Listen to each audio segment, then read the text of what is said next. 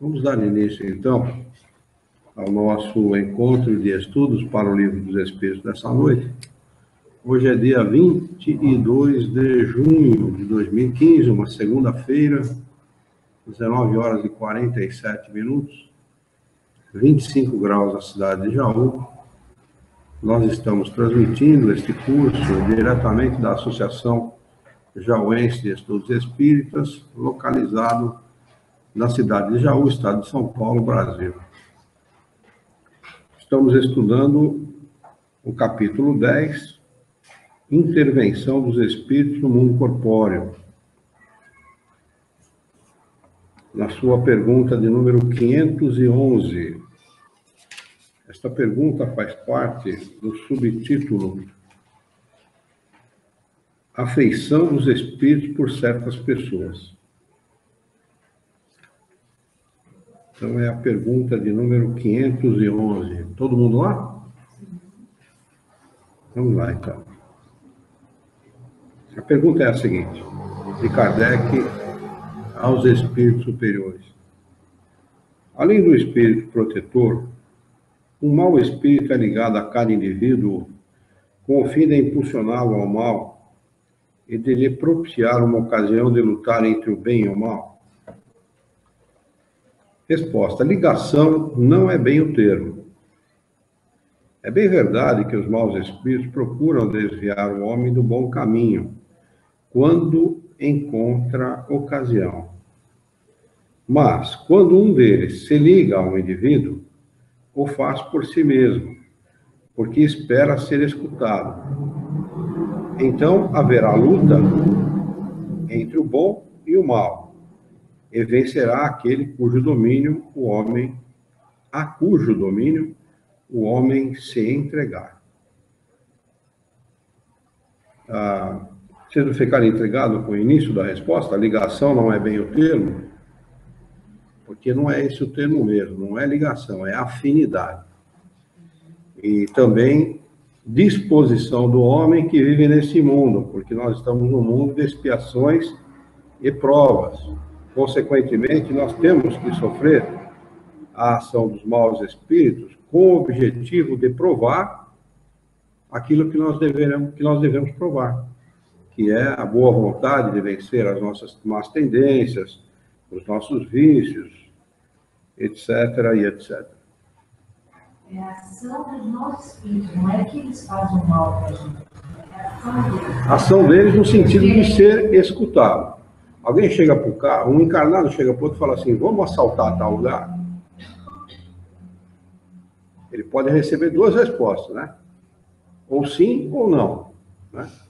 Então, é uma questão de opção, é sempre uma questão de opção. O mau espírito pode sugerir também, por que você não vai assaltar tal lugar? Ele pode ser escutado, não, ele espera ser escutado. Se ele espera ser escutado, é porque ele, de alguma maneira, ou intuitivamente, ou sabendo, objetivamente, que aquela pessoa tem determinado tipo de tendência. Senão, ele não vai sugerir àquela pessoa que cometa este ou aquele delito, ou aquele crime, ou aquela maldade, ou seja lá o que for. Não é? E é interessante a gente observar como as coisas ocorrem no nosso mundo, né? Muita gente diz assim, fulano comete crime porque é pobre. Não é?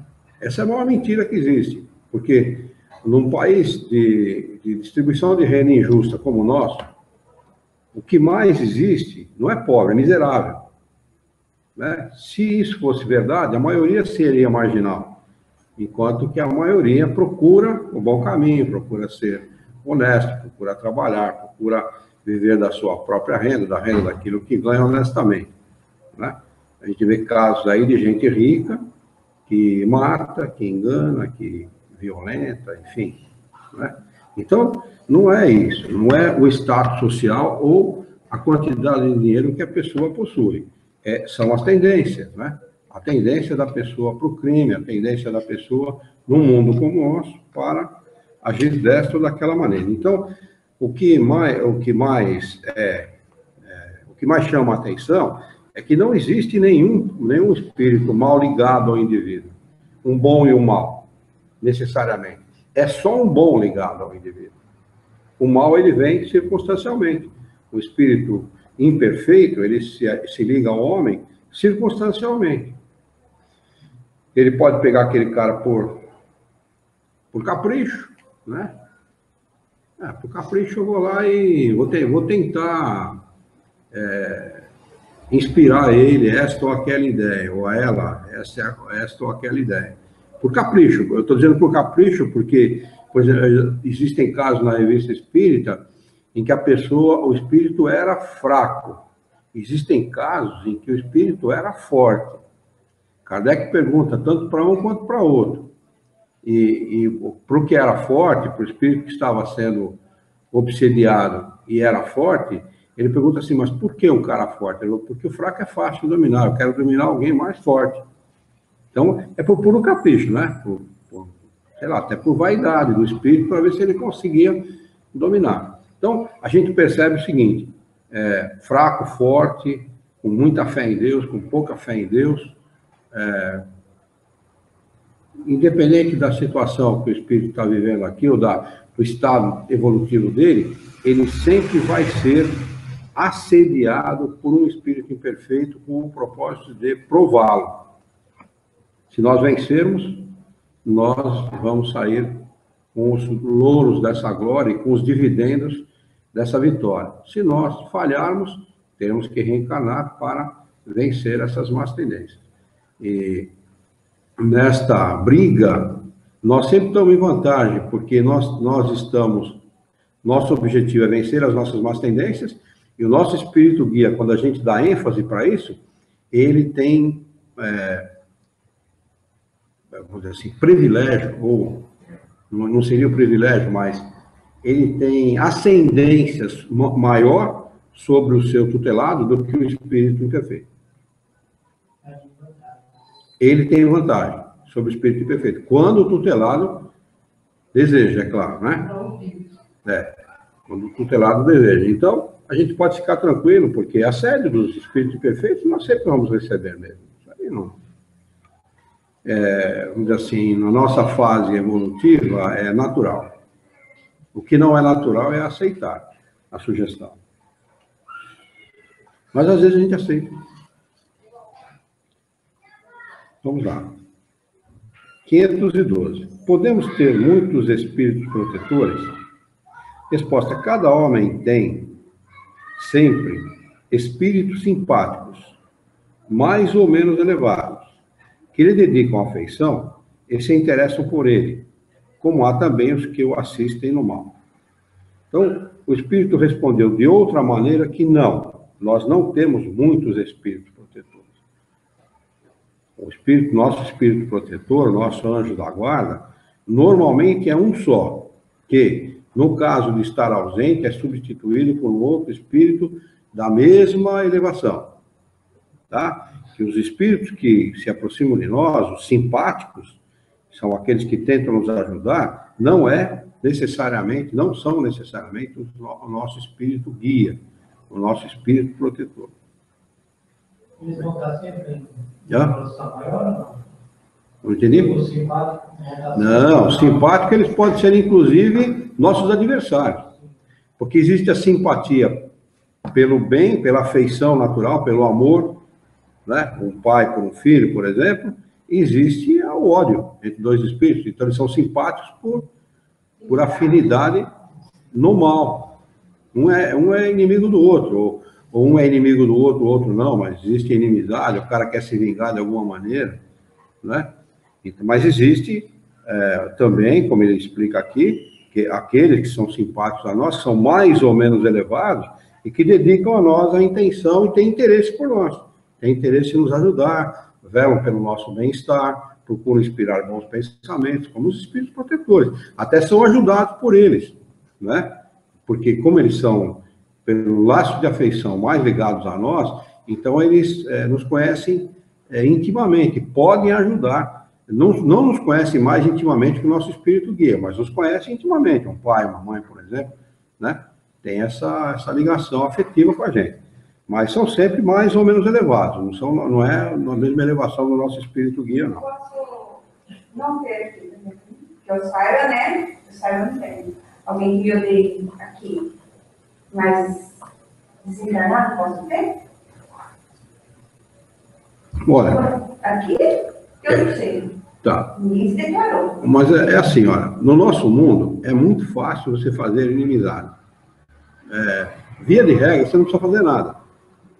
É só você agir de maneira diferente que você arruma inimizade.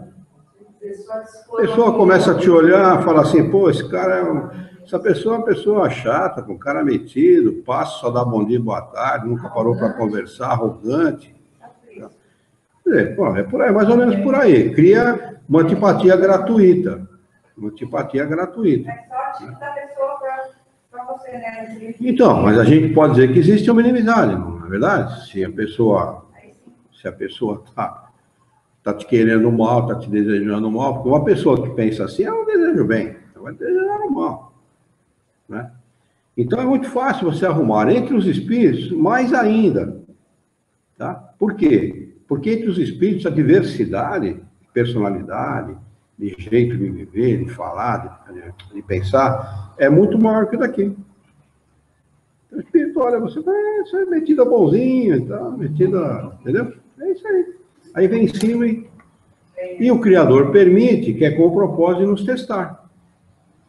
Ele permite exatamente com esse propósito, entendeu? Aí deixa o cara assediar. Entendeu? De vez em quando pega um grandão, um bonzão mesmo, aquele ruizão mesmo, deixa assediar um pouco para ver o que acontece. Entendeu? Mas é uma lambada só, não dá duas, não. Aí se fecha uma porta, abre duas janelas, a gente toca a vida. O importante é a gente procurar viver bem, não se preocupar com a torcida. Porque se o jogador que está jogando o jogo se preocupar com a torcida, ele não joga. Assim nós temos que fazer. Né? Deixa a torcida falar, fale o que quiser. Né? Como fala o artista, falem bem ou mal, mas falem de mim. Deixa os caras. Jesus, quando foi questionado pelos seus seguidores a respeito da sua própria doutrina, né? Que haviam muitos homens maus e tal, e haviam os sacerdotes, os fariseus e tal. Disse assim, olha, repare, ao longe, uma caravana passando. Diz assim, a caravana, os cães ladram e a caravana passa. O que ele quis dizer? Deixa o cão ladrar, deixa o cão latir à vontade, não vai mudar nada, a caravana vai continuar o seu caminho, vai seguir em frente. Assim nós temos que agir. Independente do que falem, do que desejam, para nós, a gente que não deve desejar o mal. Essa é a diferença. Nós não devemos ter ódio, nós não devemos desejar o mal, não devemos ser ciumentos das coisas dos outros, não devemos ser invejosos das coisas dos outros. Se nós nos pegarmos tendo esse tipo de sentimento, procurar imediatamente refutar isso e pedir ajuda dos bons espíritos para nos ajudar a refutar esse tipo de sentimento, é isso que nós devemos fazer. O resto, pouco se me dá se eu tenho inimigo ou não tenho. Normalmente os inimigos estão encarnados na mesma família. Normalmente. É muito comum, debaixo do mesmo teto, estar uma reunião de inimigos ali, né?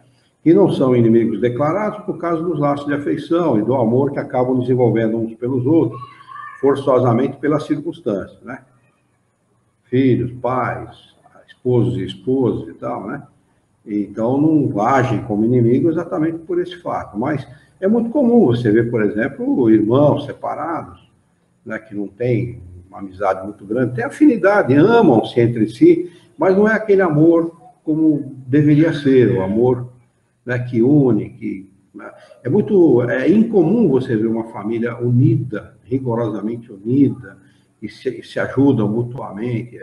Existem, mas são raros. Normalmente existe o problema das querelas, das inimizades, dos malfeitos de outras épocas, que não está explicitamente declarado, mas está implicitamente, porque o sentimento mora dentro da pessoa, né? Dentro do espírito, né? Ele traz isso de outra encarnação. Então, quando ele olha o outro, ele não sabe muito bem por quê, mas dá uma vontade de esganar. É mais ou menos por aí. Não, porque a pessoa quer prevalecer a dele, né? Que é o outro pensa o contrário, né? Às vezes não necessariamente, viu? Às vezes é um sentimento que está lá dentro, o cara não sabe muito bem explicar por quê, né? Às vezes não há motivo. O motivo, na realidade, existe, não nessa encarnação. Isso é gerado por querelas de outras épocas, de outras situações, né? É comum a gente ler história romanceada, e normalmente história romanceada é ficção, né? Mas diz que a arte imita a vida, e é verdade. Então, é muito comum você ler romance assim do tipo, um fulano matou cicrano por causa da Beltrana. Aí reencarnam com o pai, mãe e filho. Aí o pai não gosta do filho, não sabe por quê, bate no peão, e dá coque toda hora na cabeça, e não sabe muito bem por quê. Ele gosta do filho, mas tem aquele negócio, entendeu? Ele foi assassinado em outra encarnação. Aí o sentimento está lá dentro, o sentimento está lá, ele existe. O cara não sabe muito bem explicar, mas existe. O fato que aconteceu, acho que semana passada, do professor de artes marciais que matou o neném, né, o filho dele recém-nascido, explica esse fato, então. Pode explicar. Pode ser explicado dessa maneira. Eu tenho um parente que maltratou muito o filho, muito mesmo. Filho mais velho. Batia na cabeça do garoto, o garoto chegou a ficar até meio problemas mentais por causa disso. Sabe, um cara atrasado, difícil de pensar, lento, lerdo, porque tomou muita pancada na cabeça do pai quando era criança. Quer dizer, não só por isso, naturalmente, deve ter encarnado com algum problema, mas se tivesse recebido tratamento, carinho e tal, talvez não ficasse do jeito que ficou. Entendeu? Então tem esse lado da questão, né? E às vezes, na história, um só é inimigo. Os dois não são inimigos, às vezes um só é inimigo. Tem alguma questão com o cara e tal, entendeu? E encarna na mesma família. E um trata bem pra caramba, e o outro, o que trata bem é maltratado. Tem todas essas questões. É muito comum se a gente ver isso em família, né? É muito comum. A família é o grande laboratório humano mesmo. A família é o laboratório onde se aparam as arestas. Porque o problema não é encarnar como inimigo, o problema é desencarnar como inimigo. E aí você não cumpriu a sua tarefa. Você não fez o trabalho que você tem que fazer. Vamos lá. 513.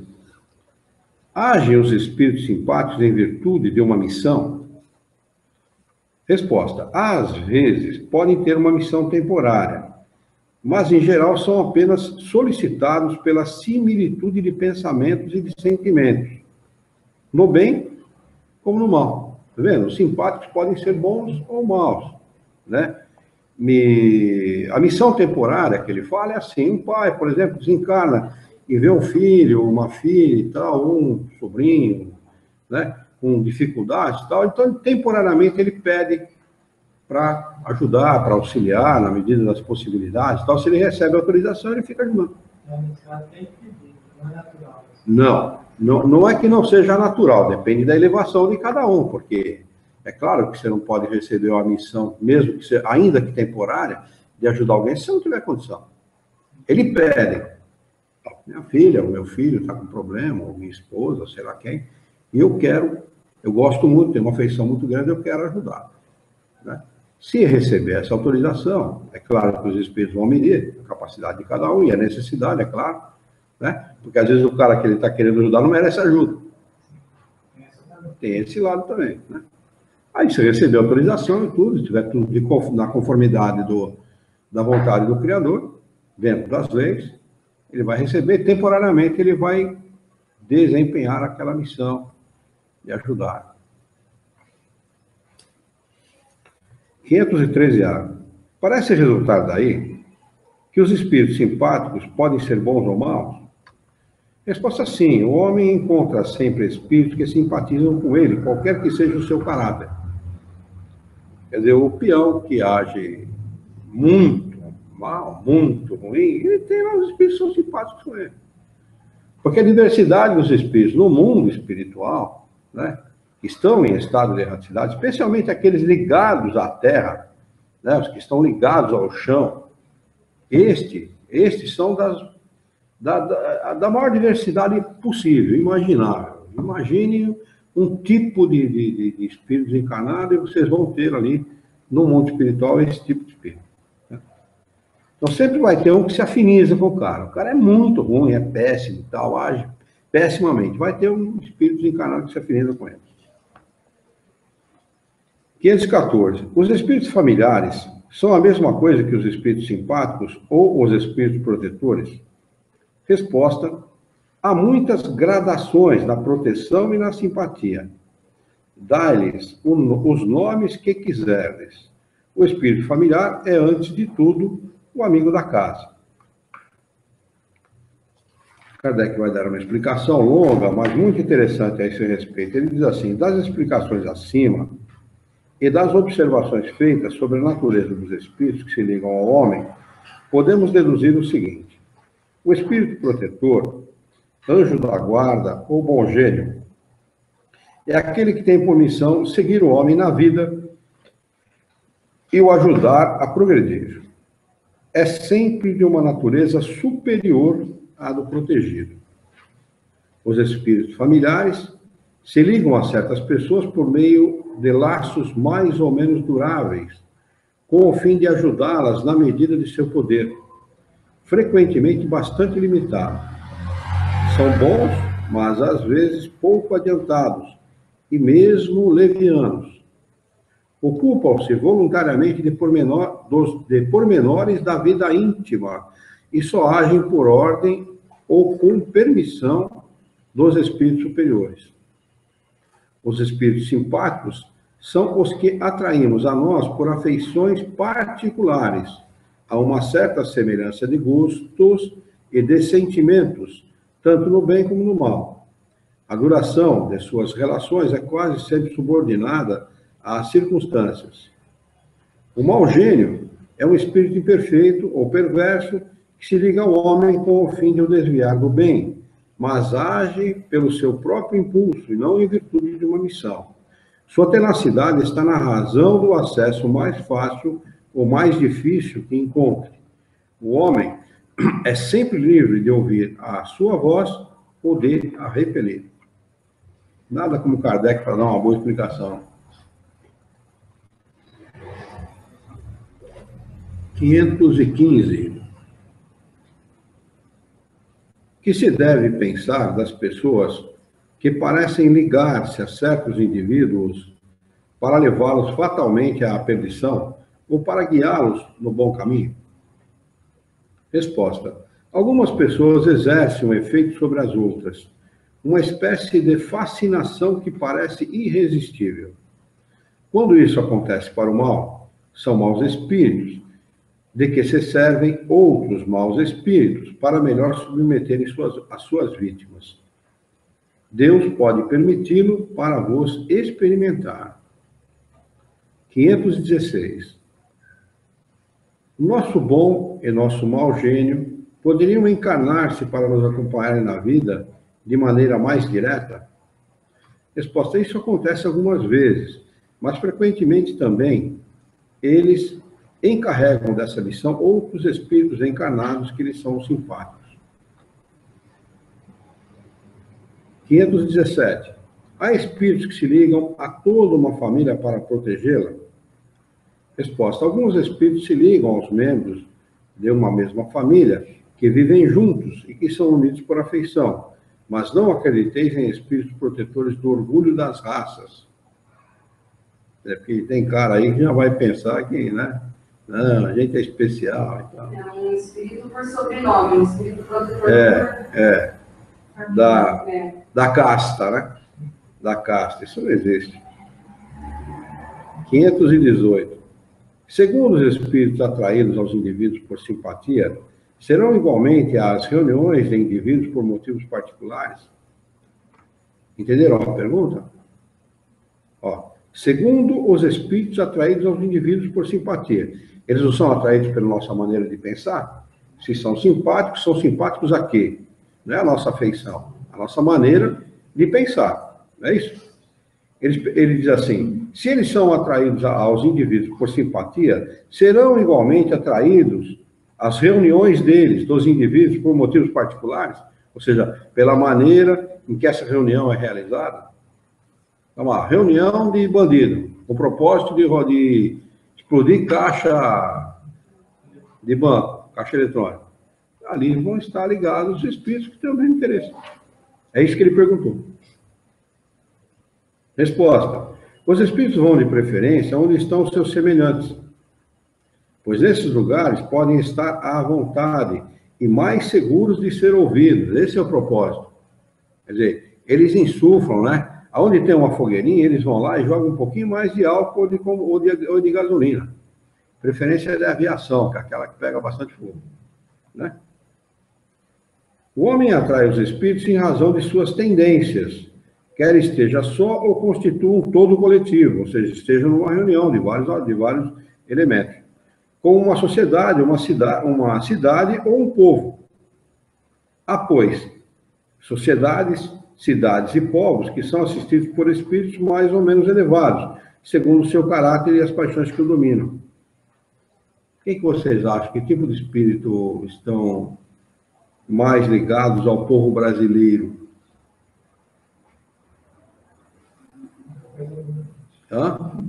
Aqueles que gostam de samba, carnaval, muita bagunça, lixo na rua, irresponsabilidade, né? Falta de bom senso, corrupção, né? Porque o nosso povo tem esse tipo de caráter, ou não? No geral, a gente pode dizer que sim. A gente não pode negar isso. É lamentável, mas a gente não pode negar. Vocês ouviram essa, gente? Não, viu? Viu essa? Essa é de matar. Eu não acreditei. Em São Paulo, capital, quantas infrações vocês acham que são feitas, lavradas por hora? Quantas infrações de trânsito? Parar em cima de faixa de pedestre, furar farol vermelho, estacionar no local proibido, falta de cinto de segurança e falar no celular, que são as principais. Quantos por hora? Eu não acreditei quando ouvi. Nem o apresentador do jornal acreditou no número, mas é um número oficial. 10 milhões. Retrata bem aquilo que eu acabei de falar. Não é? O sujeito que fura o sinal de trânsito vermelho com um veículo, quem ele está sendo? Responsável? Possível. Então, vou ler de novo. Olha que interessante. Há, pois, sociedades, cidades e povos que são assistidos por espíritos mais ou menos elevados, segundo o seu caráter e as paixões que os dominam. Um sujeito, não lembro quem agora, mas se eu não me engano foi um carioca, chamou esse aqui, o Brasil, de um país de chuteiras. A nação de chuteiras, alguma coisa assim. Os espíritos imperfeitos se afastam dos que os repelem, e disso resulta que o aperfeiçoamento moral de um todo coletivo pode ser uma reunião de poucas pessoas, ou a reunião de um certo número que compõe o país, né? Uma coletividade. Como o dos indivíduos, tende a afastar os maus espíritos e atrair os bons, que despertam e mantêm o sentimento do bem nas massas, da mesma maneira, porque os outros podem insuflar-lhes as más paixões. A gente pode alegar, o povo brasileiro é solidário. É verdade, é muito solidário mesmo, né? Eu conheci um italiano que ele, como eu sempre, desde moleque, sempre ouvi muitos italianos falarem, então eu não falo italiano, mas eu compreendo, porque a gente ouvia de criança. Então eu entrei numa perua, como é que chama aquela perua da Volkswagen, aquela antiga variante do meu cliente. Meu cliente estava dirigindo, eu estava consertando a máquina dele, eu tinha uns 17, 18 anos de idade, 17 anos. E o italiano que estava vendendo a peça para ele, que não falava uma palavra de português, chamava Silvano, esse italiano. Depois aprendeu a falar português, ficou pior que a gente, só falava a palavra não. Então o Silvano falava com ele, nós nos dirigindo à Avenida Paulista. A máquina estava em São Bernardo do Campo, nós nos dirigindo à Avenida Paulista para pegar a peça da máquina que estava lá no escritório desse Silvano. E ele perguntou para ele o que ele estava achando do Brasil. E eu estou entendendo tudo, porque eu via minhas avós, minhas bisavós, minha mãe, enfim, todos eles falavam italiano. Né? Aí ele falou assim, que estava gostando muito, que tinha viajado 5 continentes, só faltava conhecer a América Latina. E que ele jamais havia visto um povo tão solidário como o brasileiro. E aí ele falou, havia ocorrido no dia anterior um incêndio do Joelma, na Avenida São João. E todo mundo, não sei se vocês lembram, acho que vocês não vão lembrar, o Andraus é 9 de julho. Ou é o inverso, eu não tenho certeza. Eu acho que então é o inverso. Tá? Eu sei que havia ocorrido o incêndio na Avenida São João. E no mesmo dia à tarde, formou uma fila imensa, ninguém passava ali no Vale do Engabaú, de fila de gente para doar sangue. E esse italiano ficou abismado com isso, porque ele falou, isso não ocorre em lugar nenhum do mundo. Aí eu aplaudi, né? Eu falei, é isso aí mesmo, falei em português, como sempre, falei, é isso aí mesmo, então, gostei, né, de ver o sujeito, um cara que tinha viajado o mundo inteiro, elogiar o Brasil, né? O cara falou, você não entendeu nada. Eu falei, falou isso. Eu repeti tudo que ele estava falando. O cara ficou, que estava dirigindo, ficou bravo, porque ele era italiano e ele não gostava do Brasil. Vem aqui, come da nossa comida, faz o dinheiro dele aqui e não gosta do país. Né? 72. Foi 72, né? Acho que foi, uma coisa assim.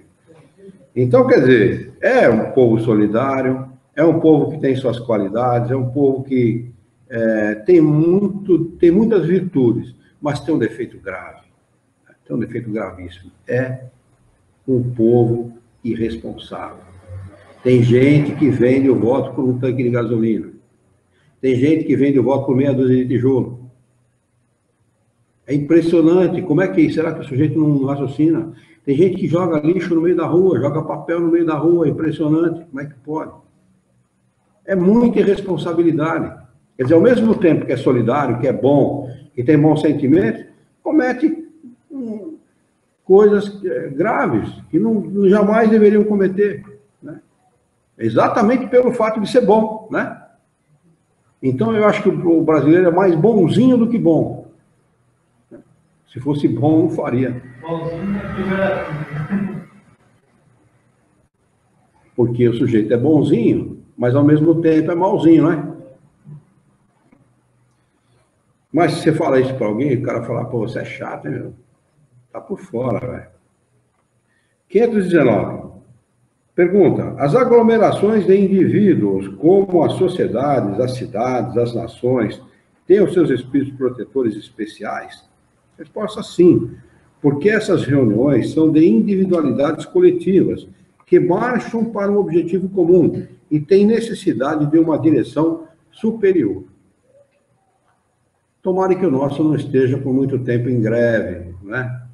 Porque está precisando de alguém inspirar, né, os nossos dirigentes um pouquinho melhor, né? Questão de número 520. Os espíritos protetores das massas são de natureza mais elevada que a dos que ligam aos indivíduos? Resposta, tudo é relativo ao grau de adiantamento das massas como dos indivíduos. Ou seja, cada povo tem um espírito protetor que merece. Não é verdade? A gente não pode dizer isso. Se é relativo ao grau de adiantamento... Não, mas não é? Mas vocês concordam com isso? Se é relativo ao grau de adiantamento das massas, como dos indivíduos, eu suponho que tem indivíduo que tem protetor individual muito melhor que protetor coletivo, porque é brincadeira, estou fazendo aqui uma brincadeira. Hã? Brincadeira, né? Porque não é brincadeira o que acontece no nosso país, gente. Não é brincadeira. Não é. É algo absurdo você ver livros didáticos novos jogados no lixo. Em que país do mundo acontece isso? meu amigo catou um monte, ele achou jogado e foi levar na Secretaria da Educação. Ele catou tudo e levou lá, tava tudo no lixo. Como é que pode? Foi uma professora que jogou. Bom, a primeira faculdade que eu fiz, eu tinha para comprar todos os livros. E eu achei um no lixo que eu precisava. Que maravilha, até hoje. Mas eu pergunto, Daniele, você como educadora, como é que pode alguém cometer um crime de lesa pátria? Isso é um crime de lesa pátria, ele não está jogando o que é dele fora. Porque quando a gente joga o que é nosso, você já está cometendo um crime. E certamente tem alguém que precisa daquilo que você jogou. Você pode perfeitamente encaminhar para quem precisa. Mas quando você joga o que não é seu, o que é dos outros, o que é da coletividade, o que foi comprado com dinheiro de imposto, você está lesando a pátria. Você está lesando a coletividade, é um absurdo. Você sabe que eles falam quando vai entregar alguma coisa assim? Eles falam que foi roubado, foi desviado. Como assim? E roubaram antes de chegar lá, por isso que você botou no lixo. Você sabe o que está faltando aqui, na realidade? Quando um de nós, qualquer um de nós que estamos aqui fazendo esse curso, ouvindo a consideração dos espíritos, qualquer um de nós, até aqueles que estão pela internet, cometemos um crime, o que acontece? O que acontece, gente? Nós somos responsabilizados. Não é isso? Na conformidade da lei, porque o pobre, ele é responsável, a lei pesa sobre o pobre com todo o seu peso. Então, é o que está faltando. Responsabilizar a quem dê direito. Quem é responsável por entregar o livro? É fulano, cadeia. É porque ele não vai até o final. Não vai, é claro. Dá uma desculpinha aqui, dá uma desculpinha aqui, uma desculpinha ali, vamos instaurar uma comissão de inquérito e tal, blá, blá, blá, conversinha fiada e fica por isso mesmo. Quando a gente vê um governador de estado, quando a gente vê um presidente da república, quando a gente vê um secretário de segurança tomar posse, a primeira coisa que eles falam, vou ser rígido com a segurança, vou aumentar a segurança nas escolas, vou aumentar a segurança nos bairros e tal, vou colocar viaturas circulando e tal. E ele não é responsabilizado por essa mentira que ele prega. Devia ser responsabilizado. Não vai saber lá no fim se o dinheiro chegou lá, né? Seria a responsabilidade dele. Exatamente. Se o país efetivamente cobrasse a responsabilidade individual de cada um, a coisa viria em cascata. Não é isso? Mas não viria de baixo para cima, como acontece. Deveria de cima para baixo. Não é? Porque o responsável por gerir o dinheiro de uma nação começa lá na presidente da República. Na presidenta, que não existe presidenta, mas ela gosta de chamar ela de presidenta, né? Vou chamar ela de presidenta. Começaria lá. Aliás, ela já estaria na cadeia há muito tempo. Ela está envolvida em toda essa falcatrua. Né? Começando nela. É Petrolão, Bom, não adianta citar, porque não resolve não. Eu penso que seja mais questão de embutir a ideia. Claro que se fosse cobrado rigorosamente para a pessoa sentir, teria um peso muito grande. Mas começa desde as simples coisas de casa. Se essa ideia fosse embutida na cabeça do pessoal, de um desperdício, eu vejo de copo descartável. Para que tomar água em 2 copos ou gastar vários copos por dia? Eu falo isso na escola, você não me chama de salinho, brinca. Mas eu estou falando por causa do dinheiro do patrão. Eu já estou pensando no desperdício que gera um todo. Não tem necessidade. Mas o empregado que age assim, ele não sabe que a empresa é mais dele que do patrão. O japonês, o aluno japonês, contado por você mesmo, e por outros que eu já ouvi contar também, o aluno japonês, ele acaba a aula, ele limpa a sala para a próxima turma. O empregado japonês, ele recolhe um prego que está no chão, um parafuso, uma arruela, uma porca, qualquer coisa que ele encontra no chão, não é nada desperdiçado. Né? Falta ao nosso povo cultura. Falta isso, cultura. Porque se fosse só questão de cobrar, eles iam atribuir a responsabilidade. Mas eu tenho que pagar. Iria sentir. Mas a cultura começa aí. É. A cultura começa pela aplicação das leis. Porque violência, de maneira imediata, se resolve com violência. O violento não entende outra linguagem, concorda? Não adianta você falar para o violento do evangelho. Ele não vai reconhecer. Ele vai reconhecer daqui 2, 3 encarnações, 10, sei lá quantas. Né? Então, de imediato, violência se resolve com violência, a curto prazo. A médio e a longo prazo, com educação. Foi o que muitos países do mundo fizeram. A médio e a longo prazo, violência se resolve com educação. Então, aqui não se resolve nem a curto, nem a médio, nem a longo prazo. De jeito nenhum. Né? Então, precisaria isso. Precisaria uma pessoa firme, de pulso firme, seria imediatamente apoiada, viu? Porque a grande maioria pensa assim.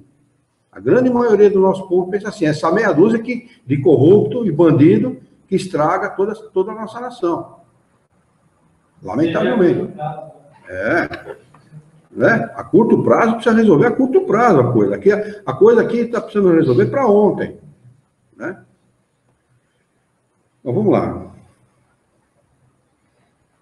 521. Alguns espíritos podem ajudar o progresso das artes, protegendo o que delas se ocupam? Resposta. Há espíritos especiais e que assistem aos que os invocam, quando os julgam dignos. Mas que quereis que eles façam com os que creem ser o que não são?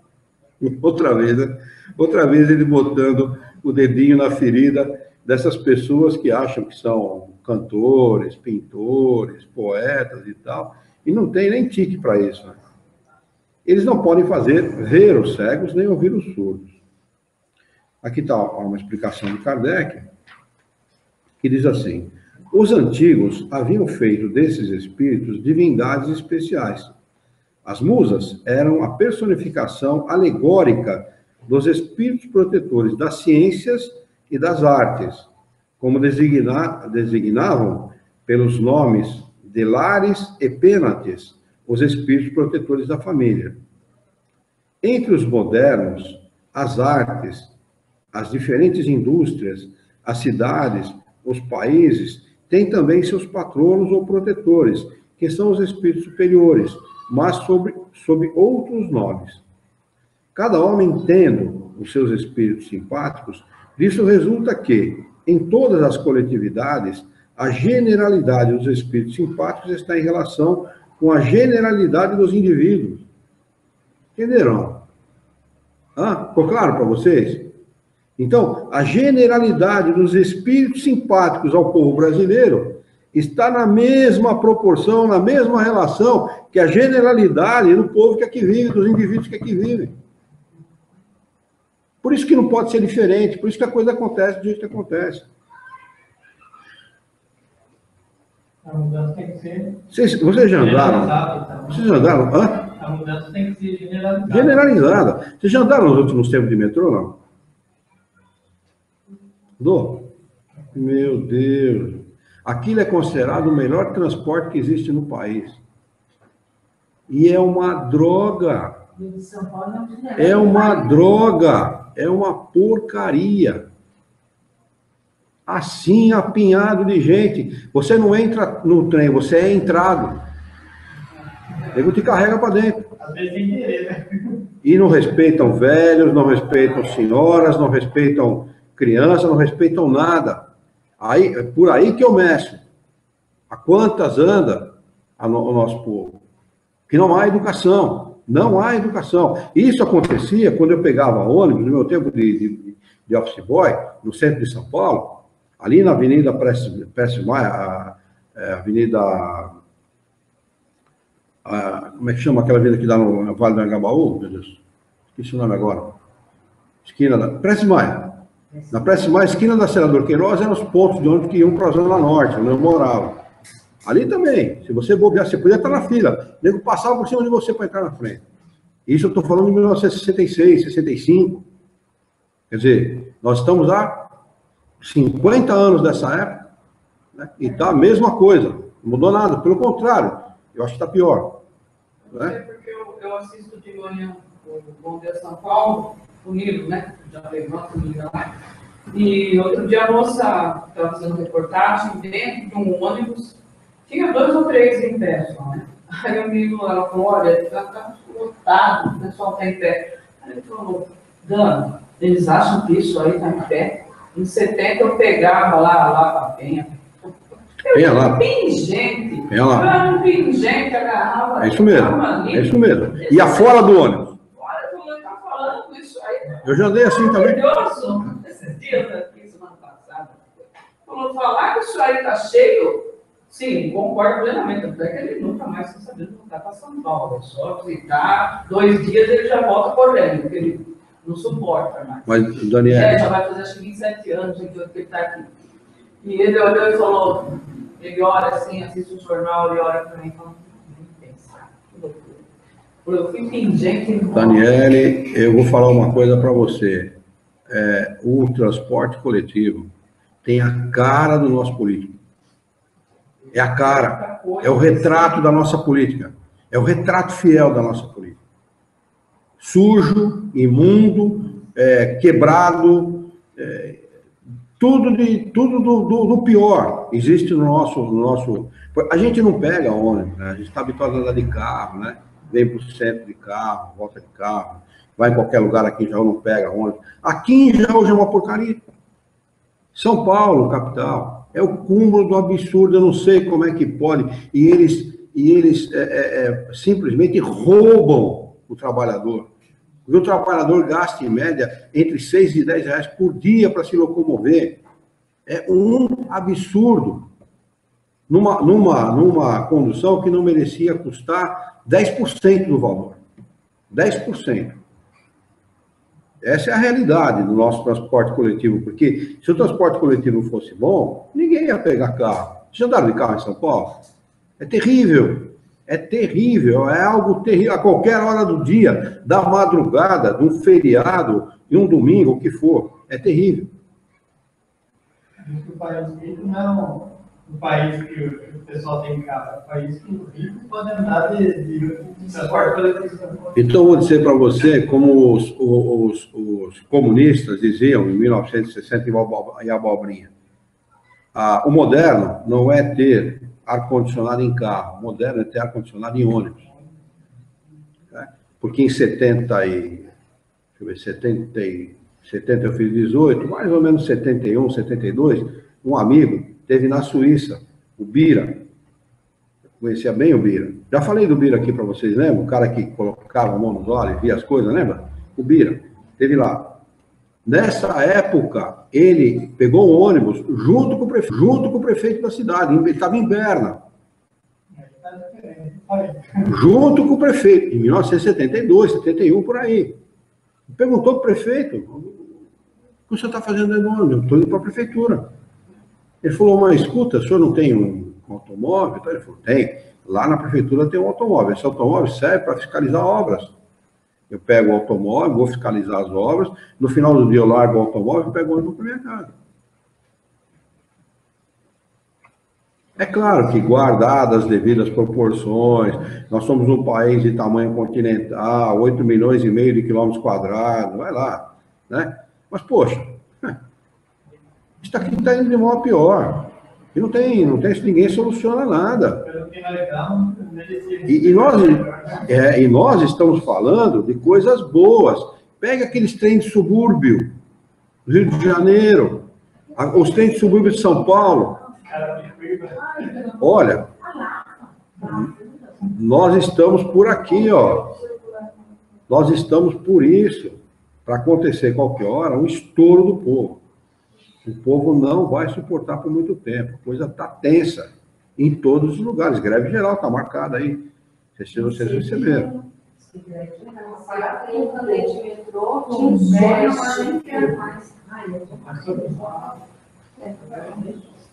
Do jeito que tá, acho que não vai ter quem não é, né?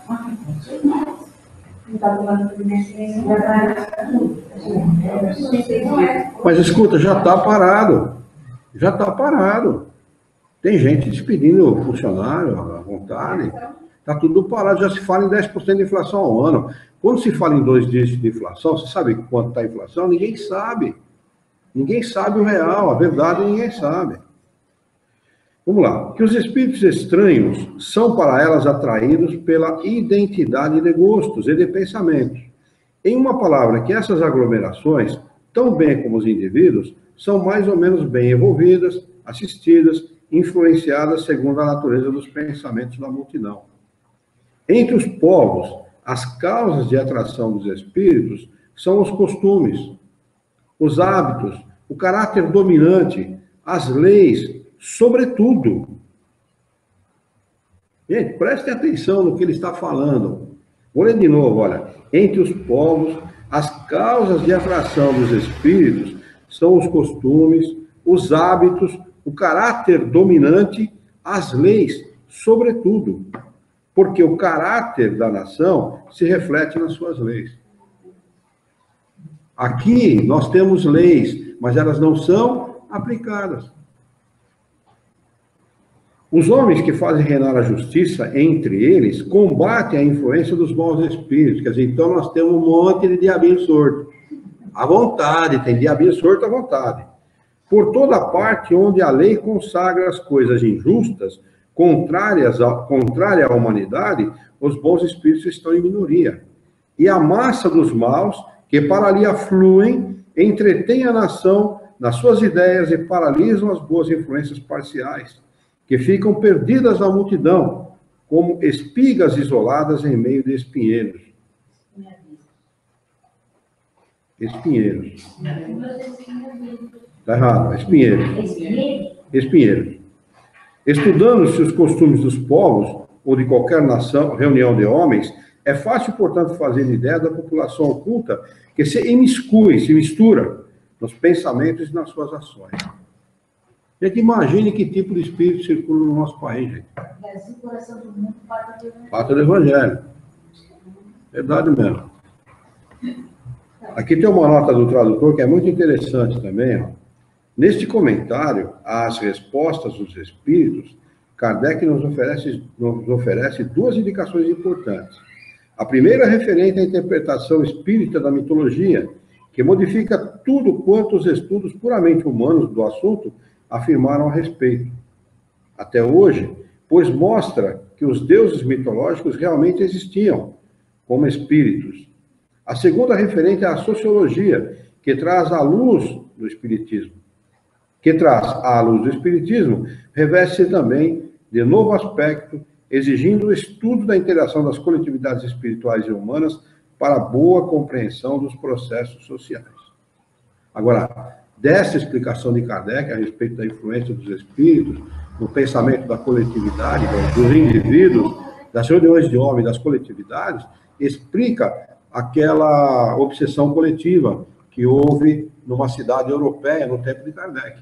Uma coletividade toda obsediada, inteirinha. Chamou todo mundo para tentar resolver, fizeram um exorcismo e tal, e não resolveu absolutamente nada. E como que se resolveu isso depois? Está lá a explicação de Kardec, parece que Kardec evocou os espíritos, a coisa foi amainando e tal, e acabou entrando nos eixos, precisaram tirar as pessoas da cidade. Precisaram retirar, viu? As pessoas foram retiradas da cidade. Aqui melhoraram, foram saindo, capaz de manter a qualidade. Mas olha, gente, quando um homem diz assim, não estou nem aí, dane-se o resto, ele não sabe o que ele está fazendo. Porque não é dane-se o resto. Quando a gente fala dane-se o resto, a gente fala me dano a mim mesmo. Não é? Porque a coletividade, a individualidade, ela não é nada sem a coletividade. Nós somos seres gregários, nós não somos seres individuais. O homem não nasce para ser um ser individual. Ah, não, eu estou bem, dane-se o resto, tenho dinheiro, dane-se o resto. Não é assim. Eu estou rico, dane-se o resto. Não. Nós, da nossa boa vontade, do nosso trabalho, do nosso empenho, da nossa presteza, da nossa honestidade, enfim, de tudo aquilo que nós podemos fazer de bom, dependem todos e de todos dependemos nós. Muito bem, vamos lá. Item 7, ficou alguma coisa para trás, gente? Que ficou mal explicado, alguma coisa assim? Alguém quer perguntar alguma coisa? Eu peço que vocês leiam essa consideração de Kardec em casa, se vocês puderem, com mais calma, prestando bastante atenção. Meditem nisso, viu? Porque isto tem uma importância muito grande, não só para nós, mas para o nosso país, para os nossos filhos, para os nossos netos, para todos. Na Bíblia diz igual a Sodoma e Gomorra, lá que todo mundo sabe. É isso aí. Aquilo, de certa forma, deve ser alegórico, tá? Não acredito que aquilo seja uma coisa real, é alegoria. É a transformação da pessoa em sal, em uma estátua de sal, porque virou para trás, obedeceu a ordem do anjo. Tá? Mas é uma alusão a esse tipo de situação. A esse tipo de situação. Quer dizer, uma coletividade que só pensava em sexo e por conta disso, né, dessa promiscuidade toda, foi destruída. Quer dizer, não existe a destruição física, mas a destruição moral. Por exemplo, Roma só caiu por conta disso. Roma caiu por causa da permissividade dos romanos e dos bacanais, das orgias sexuais. O povo romano,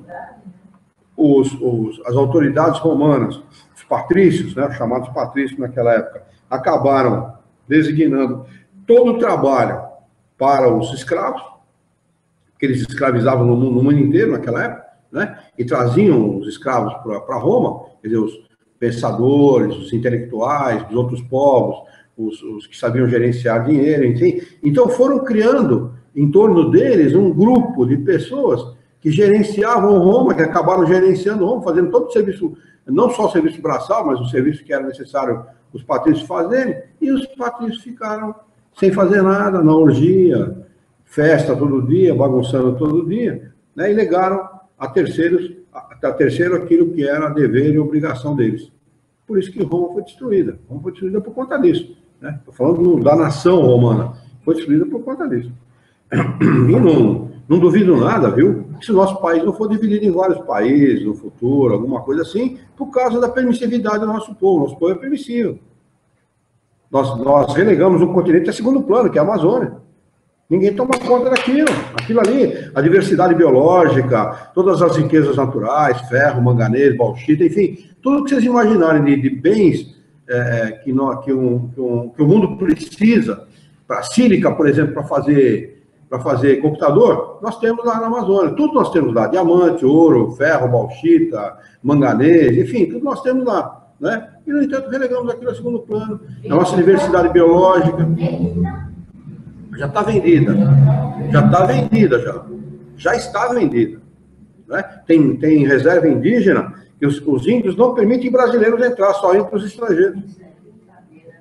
É brincadeira. Tem gente que já patenteou remédio feito de ervas naturais da Amazônia e o brasileiro não tem direito mais sobre aquela erva. É nossa e nós não temos mais direito. Quer dizer, olha o quanto nós somos permissivos e irresponsáveis. Né? Quer dizer, vão acabar dividindo, e vai acabar acontecendo mesmo, porque a continuar desse jeito, esse país aqui em 8, 10, 15, 20 países, sei lá, né? Vão acabar dividindo, porque cada um vai tomar conta daquilo que quer. Nós não tomamos conta. Quando a gente não toma conta da casa da gente, o que acontece? Vem outro toma, né? Eu estava na cozinha esses dias, fazendo um bolo, lá em casa se põe esporte 24 horas, né? E aconteceu o episódio do Neymar lá, e me chamou a atenção porque na cozinha eu estava ouvindo na sala. Meu pai fazendo bolo, tranquilo. Aí terminou o jogo, tudo, foram questionar o Daniel Alves, né? O jogador.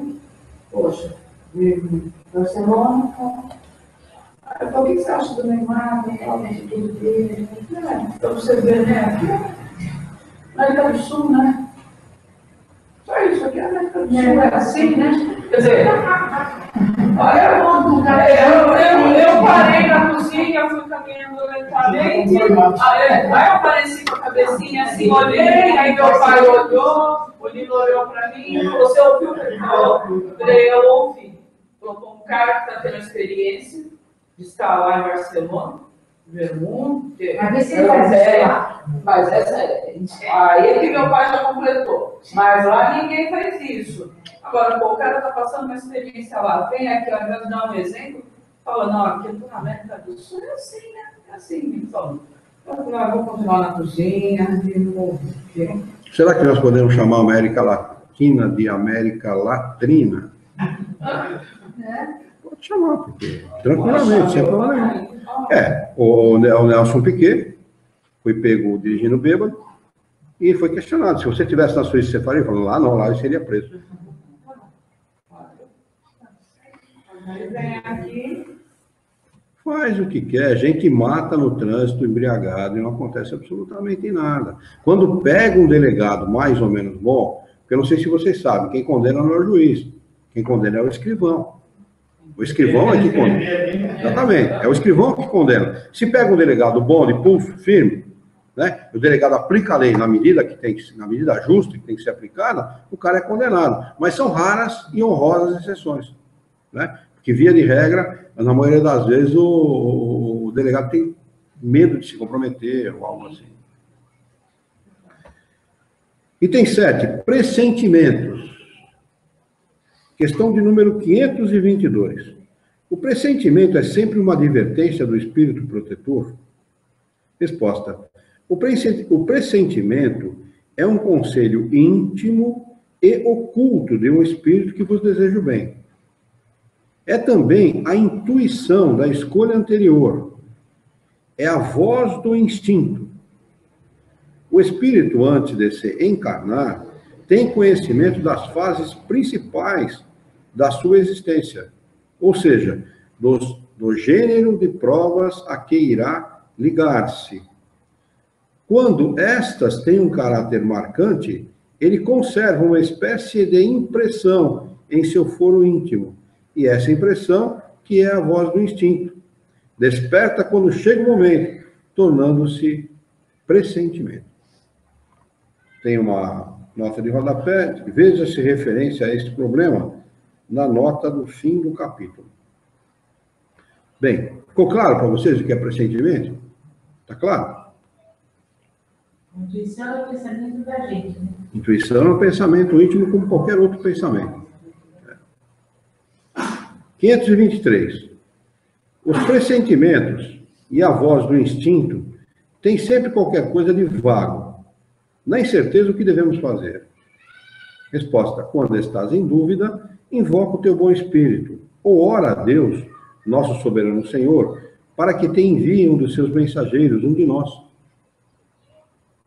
Quando a gente tem dúvida, pede orientação, né? Sempre se deve pedir orientação. As advertências... Oi? Alguém falou alguma coisa? Tem que confiar sempre, viu? Tem que confiar sempre. Se a gente viver sempre ligado com o Criador, a gente vai errar muito menos, né?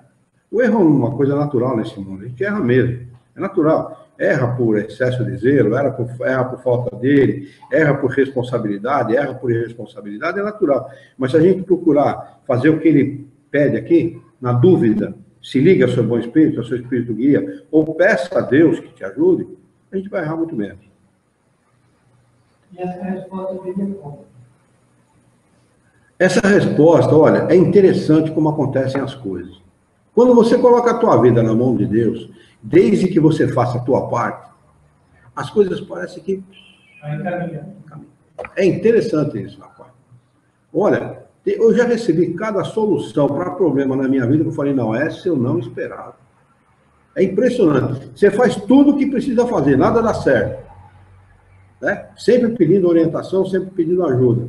Chega um momento que a coisa se desenrola, se ajusta, se apruma, você fala, não é possível.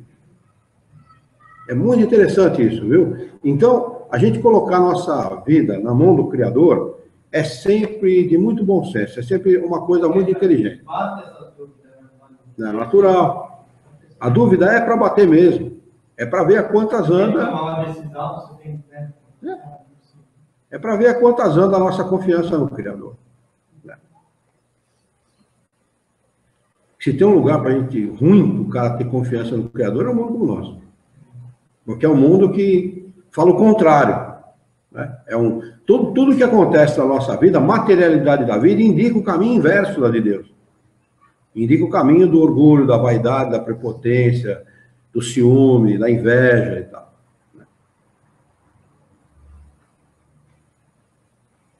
524. As advertências de nossos espíritos protetores têm por único objetivo a conduta moral, ou também a conduta que devemos ter em relação às coisas da vida privada. Resposta: tudo.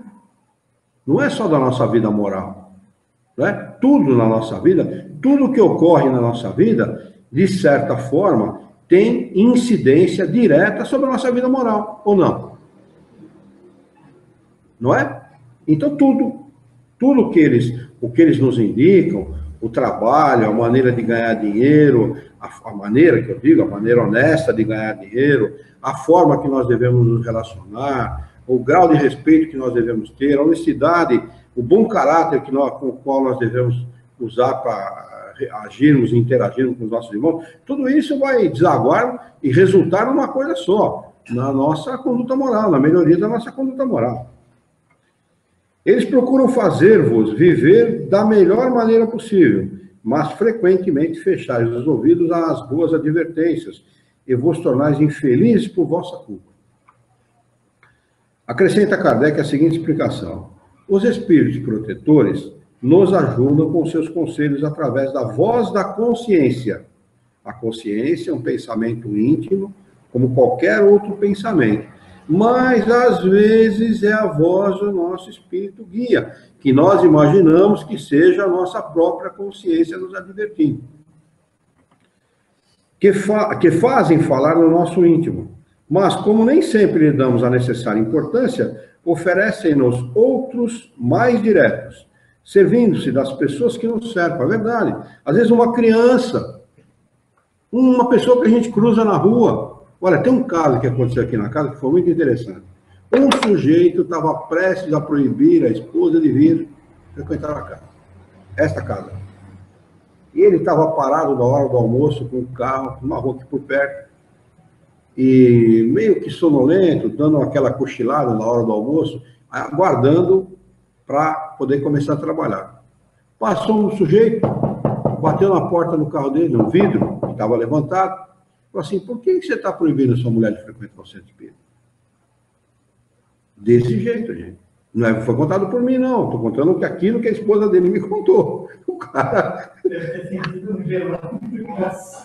um cara que nunca viu, um estranho, fazer uma coisa dessa, né? Olha que interessante, como é verdade isso que os espíritos explicam, né? Às vezes, indiretamente, por uma pessoa que a gente menos espera, uma criança, um mendigo, um andarilho, sei lá, um estranho qualquer, a coisa chega até a gente. Que cada um examine as diversas circunstâncias, felizes ou infelizes, de sua vida e verá que em muitas ocasiões recebeu conselhos que nem sempre aproveitou e que lhe teriam poupado muitos dissabores se os houvesse escutado. Vamos anotar aqui o item 8, influência dos espíritos sobre os acontecimentos da vida. Nós paramos exatamente aqui no dia 21/4/2008. Hoje é dia 22/6/2015.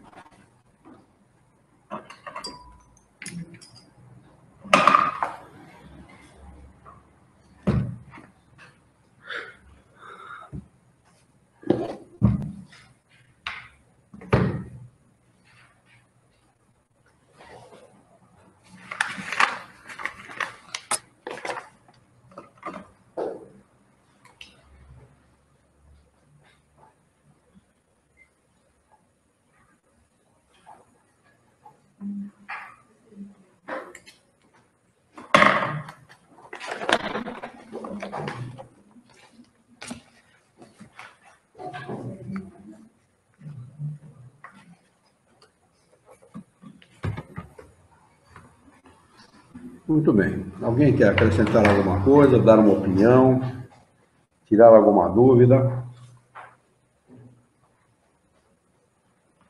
Não? Podemos encerrar? Então vamos elevar o nosso pensamento. Vamos mentalizar a figura excelsa e amiga de Jesus, nosso mestre, modelo e guia da humanidade. Junto com o nosso mestre Jesus, vamos nos dirigir ao Criador, ao Senhor da vida, fonte inesgotável de paz, de amor, de bondade, de misericórdia e justiça, para agradecê-lo por esta oportunidade, de estarmos aqui reunidos em seu nome, para estudarmos as questões propostas pelo Livro dos Espíritos dessa noite. Queira a tua misericórdia, teu amor e a tua bondade, que tenhamos bom ânimo, coragem, determinação, ideias renovadas, alegria de viver e muito entusiasmo para que nós possamos trabalhar, sermos úteis e dignificarmos a vida. Orienta o nosso pensamento, os nossos sentimentos, dá-nos coragem para que possamos dignificar a vida por um profundo e sincero respeito ao nosso próximo. Em teu nome, Senhor, em nome de Jesus, em nome dos bons espíritos, em nome do nosso diretor espiritual e de sua equipe, de todos os encarnados e desencarnados presentes à nossa reunião, nós a declaramos encerrada.